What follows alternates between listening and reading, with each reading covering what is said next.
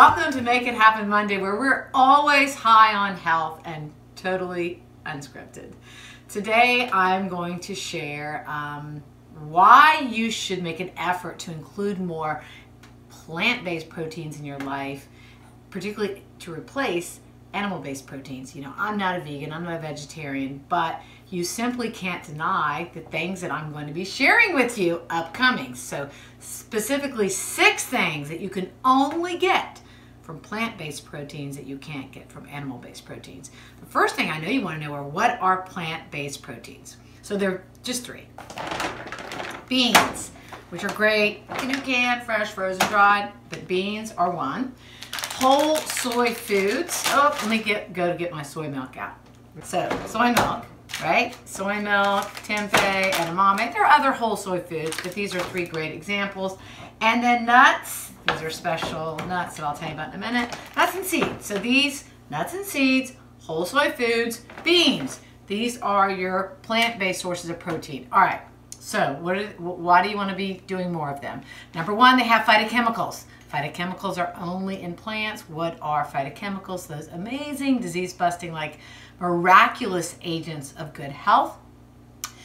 Only plants can give you fiber. Remember, fiber has a growing, huge list of health benefits, and the most important one is that fiber is what feeds the good bacteria that need to be in your gut, because that good bacteria really is what defines your health destiny. Okay.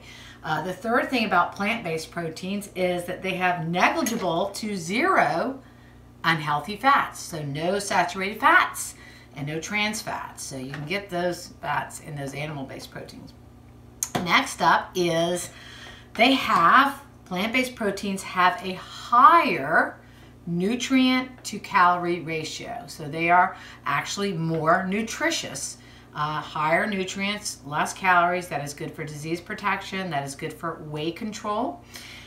Speaking of disease protection, that's the next benefit, that we clearly know that plant-based proteins do offer, probably for the reasons I've been mentioning, the phytochemicals and the fiber, they offer greater disease protection attributes and properties relative to animal-based forms of protein. The other important thing to know about plant-based proteins is, of all the things that you could do to decrease your carbon footprint, but in other words, of all the things you could do to, as an individual, to improve environmental health, hands down, and there's nothing else even remotely close, is to shift more of your protein intake toward plants away from animals.